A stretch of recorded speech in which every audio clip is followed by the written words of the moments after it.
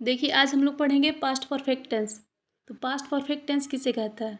जिन हिंदी वाक्यों के अंत में चुका था, चुकी थी, चुके थे या ई ए या था, ई थी, ए थे आदि शब्दों का प्रयोग होता है, उन वाक्यों को हम पास्ट परफेक्ट टेंस कहते हैं। पास्ट परफेक्ट टेंस की सबसे बड़ी विशेषता यह होती है कि उस वाक्य में देखिए चुका, चुकी, चुके या ई ए आदि शब्दों का प्रयोग होता है। और सिंपल चीज़ जानते हैं हम कि पास्ट टेंस है तो उसमें था, थी, थे का प्रयोग होगा ही होगा। लेकिन अगर था, थी का प्रयोग ना हो तो भी या, ई, ए आदि शब्दों का प्रयोग होता है, उसे हम पास्ट परफेक्ट टेंस कहते हैं। रूल देख लेंगे हम इनका। Subject plus had plus verb third plus other word. देखिए, प्रेजेंट परफेक्ट टेंस की सबसे बड़ी विशेषता यह थी कि उसमें हैज और हैव का प्रयोग हो रहा था हेल्पिंग वर्ब के रूप में, जबकि पास्ट टेंस में केवल हैड का प्रयोग होता है। एग्जाम्पल देख लेंगे हम। मैं अपना काम पूरा किया था या मैंने अपना काम पूरा किया था। I had done my work. देखिए, आई के साथ हमने हैड का प्रयोग किया है चूँकि जो रूल है। और देखिए, डू होता है, काम करने का डू होता है, लेकिन यहाँ पे वर्ब थर्ड का प्रयोग हो जाता था, डन हो जाएगा, डन माई वर्क। अब देखिए, पास्ट परफेक्ट टेंस के अफर्मेटिव सेंटेंस को हम देख लेंगे। तो देखिए, पास्ट परफेक्ट टेंस का जो सिंपल रूल होगा अफर्मेटिव का, वह subject plus had plus verb third plus other word होता है। टेंस में दो वाक्यों को जोड़ा जाता है, और किसके द्वारा? तो बिफोर के द्वारा। जैसे देखिए, यहाँ पे जो पास्ट परफेक्ट के लिए जो रूल बनता है वह देखिए, पास्ट परफेक्ट और पास्ट इंडिफिनिट दोनों को मिलाकर बनता है, और बीच में हम बिफोर का प्रयोग करते हैं। जैसे, पुलिस के आने से पहले चोर भाग चुका था। The thief had freed away before the police came. देखिए, इस एग्जाम्पल से हम क्या समझ रहे हैं कि पहले चोर भागा और तब पुलिस आई, इसलिए जब हम इसका इंग्लिश ट्रांसलेशन बनाते हैं तो देखिए, द थिप हैड फ्रीड अवे मतलब पहले चोर भाग गया, बिफोर पहले, किससे? द पुलिस कम, पुलिस के आने से पहले चोर भाग गया। देखिए, इसमें जब भी हमें सेंटेंस बनाना होता है तो पास्ट परफेक्ट टेंस का सेंटेंस इंग्लिश बनाते समय हम पहले लिखते हैं, और पास्ट इंडिफिनिट को हम बाद में लिखते हैं, और पहले जहाँ पे है अर्थात बिफोर का प्रयोग हम बीच में ही रखते हैं।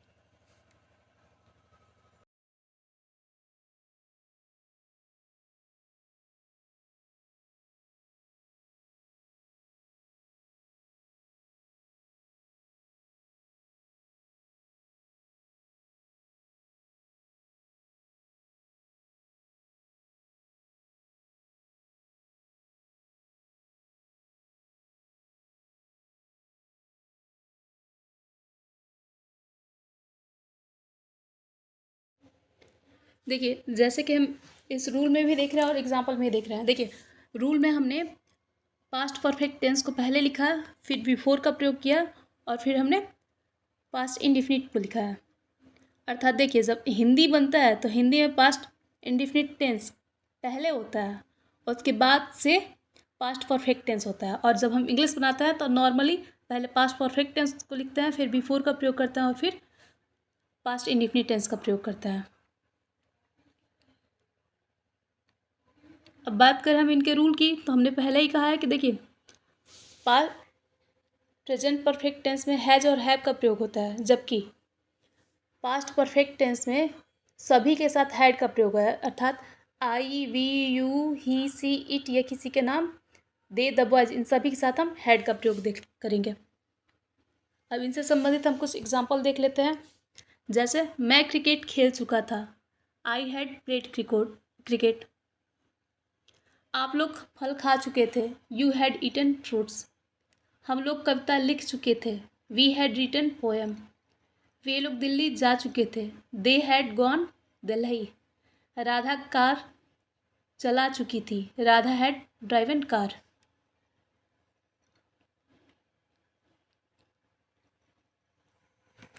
देखिए, बात करें हम पास्ट परफेक्ट टेंस के निगेटिव सेंटेंस की, तो रूल इनका हम देख लेते हैं। Subject plus had plus not plus verb third plus other word. देखिए, मैं क्रिकेट नहीं खेल चुका था। I had not played cricket. आप लोग फल नहीं खा चुके थे। You had not eaten fruit. हम लोग कविता नहीं लिख चुके थे। We had not written poem. वे लोग दिल्ली नहीं जा चुके थे। They had not gone Delhi. Radha car नहीं चला चुकी थी। Radha had not driven car. अब बात करें हम पास्ट परफेक्ट टेंस के इंट्रोगेटिव सेंटेंस की, तो देखिए इसमें हेल्पिंग वर्ब के रूप में हैड का प्रयोग हो रहा है, अर्थात हैड को हम सेंटेंस के सबसे पहले लिखेंगे। रूल देख लेंगे हम इनका। Had plus subject plus verb third plus other word, अंत में क्वेश्चन मार्क। क्योंकि हम जानते हैं कि किसी भी प्रश्नवाचक वाक्य के अंत में क्वेश्चन मार्क का रहना अर्थात प्रश्नवाचक चिन्ह का रहना अनिवार्य है। जैसे, क्या मैं क्रिकेट खेल चुका था? Had I played cricket. क्या आप लोग फल खा चुके थे? Had you eaten fruit. क्या हम लोग कविता लिख चुके थे? Had we written poem. क्या वे लोग दिल्ली जा चुके थे? Had they gone Delhi. क्या राधा कार चला चुकी थी? Had Radha driven car. अब देखिए हम बात करें पास्ट परफेक्ट टेंस के इंट्रोगेटिव नेगेटिव सेंटेंस की, तो हमने पहले ही कहा था कि जिन वाक्यों में क्या तथा नहीं दोनों शब्दों का प्रयोग होता है उसे हम इंट्रोगेटिव नेगेटिव सेंटेंस कहते हैं। रूल देख लेंगे हम इनका। Had plus subject plus not plus verb third plus other word, अंत में क्वेश्चन मार्क। एग्जाम्पल देखते हैं हम। क्या मैं क्रिकेट नहीं खेल चुका था? Had I not played cricket. क्या आप लोग फल नहीं खा चुके थे? Had you not eaten fruit. क्या हम लोग कविता नहीं लिख चुके थे? Had we not written poem. क्या वे लोग दिल्ली नहीं जा चुके थे? Had they not gone Delhi. क्या राधा कार नहीं चला चुकी थी? Had Radha not driven car.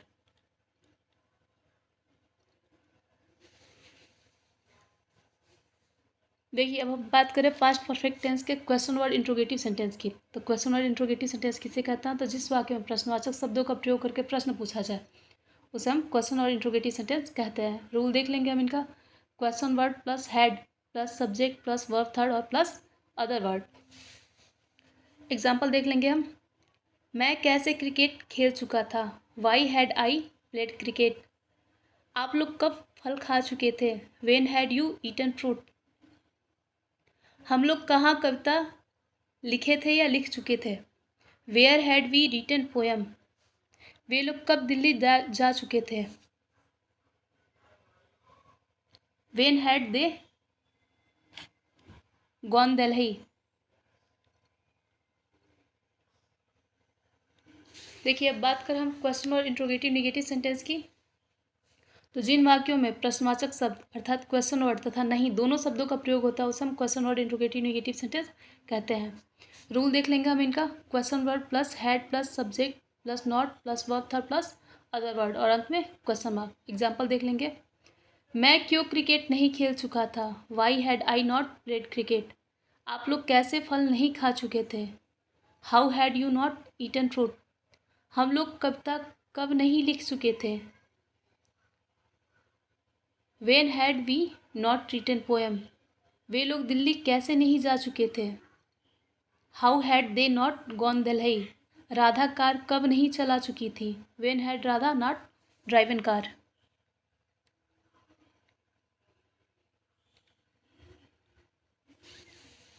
देखिए पास्ट परफेक्ट टेंस से कुछ संबंधित हम एग्जाम्पल देख लेंगे। मैं क्रिकेट खेल चुका था। I had played cricket. देखिए इस वाक्य में ना तो नहीं का प्रयोग है और ना ही क्या का, अर्थात यह साधारण वाक्य और साधारण वाक्यों को हम अफर्मेटिव सेंटेंस या सिंपल सेंटेंस कहते हैं। मैं क्रिकेट नहीं खेल चुका था।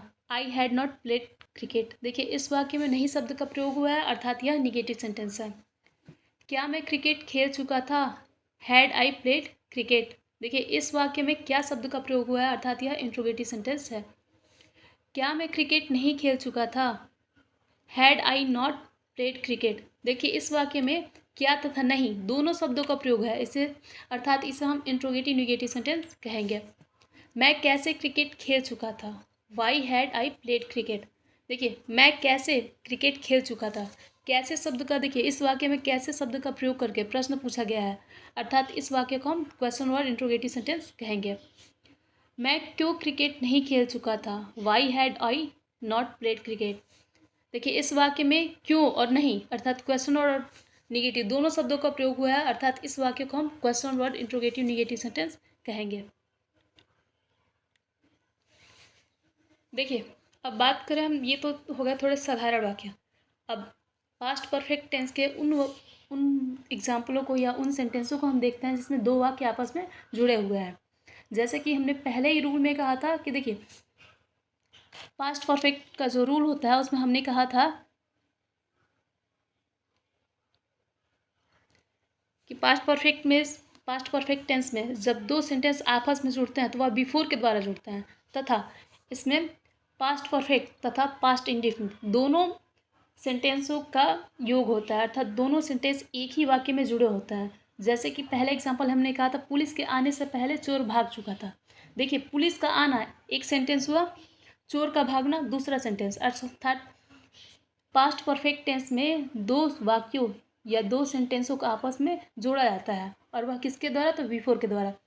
देखिए, जैसे देखेंगे हम रूल के, अगर इंग्लिश रूल की बात हम करें तो देखिए, इंग्लिश रूल में अगर जब हम जिसमें हिंदी पास्ट परफेक्ट टेंस के उदाहरण का हिंदी की बात करें हम, तो देखिए, पुलिस के आने से पहले चोर भाग चुका था। तो पुलिस के आने से पहले मतलब पहले क्या काम हुआ है? चोर आया है, अर्थात यह पास्ट परफेक्ट टेंस है। और पुलिस का आना उसके बाद, मतलब पुलिस उसके बाद आई है, तो यह पास्ट इंडेफिनिट टेंस है। जैसे देखिए, पुलिस के आने से पहले चोर भाग चुका था। द थिप हैड फ्लीड अवे, मतलब पहले चोर भाग गया। तो सेंटेंस को पहले बनाएंगे, before the police came.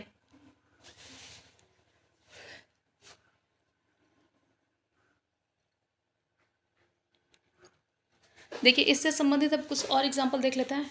Doctor के आने से पहले मरीज मर चुका था। देखिए, पहले इस वाक्य में काम क्या हुआ है? मरीज का मरना, अर्थात जब हम इंग्लिश ट्रांसलेशन इसका बनाएंगे तो पहले बनाएंगे कि मरीज मर चुका था, तो हो जाएगा इसका द पेशेंट हैड डेड।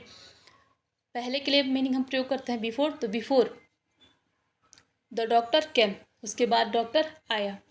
अब नेक्स्ट एग्जाम्पल की बात करें हम, तो मेरे विद्यालय जाने से पहले घंटी बज चुकी थी। तो देखिए, पहले काम क्या हुआ है? पहले काम हुआ है कि घंटी का बजा है, और तब हम लोग विद्यालय गए हैं या मैं विद्यालय गया हूँ। तो जब हम इंग्लिश ट्रांसलेशन बनाएंगे तो घंटी बज चुकी थी, इसका मीनिंग हम पहले बनाएंगे, अर्थात इसका इंग्लिश ट्रांसलेशन पहले करेंगे। The bell had rang before मेरे विद्यालय जाने, अर्थात आई अराइव्ड स्कूल या आई रीच्ड स्कूल भी हम कर सकते हैं।